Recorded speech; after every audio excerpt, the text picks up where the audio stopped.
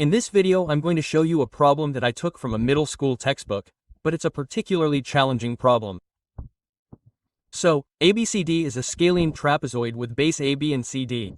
Side AD measures 8 meters and is perpendicular to diagonal DB. Given the point of intersection of the diagonals, knowing that segment A measures 10 meters, what is the area of triangle ABC? So, if you want to think about it on your own, now is the time to pause the video, because I'm about to give you the solution. So, first of all, let's observe that triangle AD is, by hypothesis, a right triangle, so knowing the hypotenuse, it's a leg. Let's say we can immediately calculate the other leg. We'll see that this will be useful for the solution. So, using the Pythagorean theorem, we can calculate the length of the leg and we get 6 meters. This also allows us to calculate the area of this right triangle. So let's calculate the area by taking the product of the legs divided by 2 and we get 24 square meters.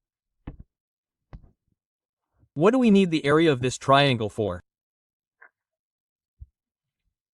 To calculate the area of triangle ABC, which is our goal, we need to reason about the relationship between the areas of the triangles that are identified by the diagonals of this trapezoid. Let's consider these two triangles.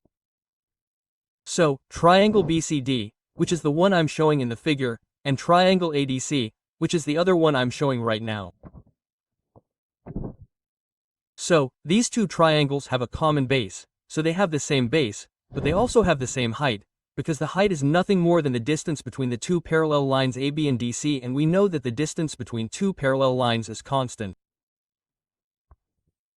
So, having the same base, common base and congruent height, the two areas will be equal, so the area of BCD will be equal to the area of ADC. At this point, let's try to express these areas in a different way, shall we?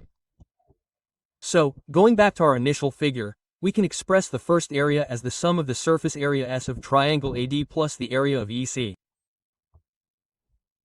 The second area will always be the surface area S plus the area of AD. So from this equality, by cancelling the term S that appears in both members, we can conclude that the area of EBC of the triangle whose area we are looking for is exactly equal to the area of triangle AD, which we have already calculated and found to be equal to 24 square meters. So the conclusion is that the area we are looking for is 24 square meters. Well, thank you for your attention. As usual, I invite you to leave comments, possibly proposals for different procedures to arrive at the solution. Thanks. See you next time.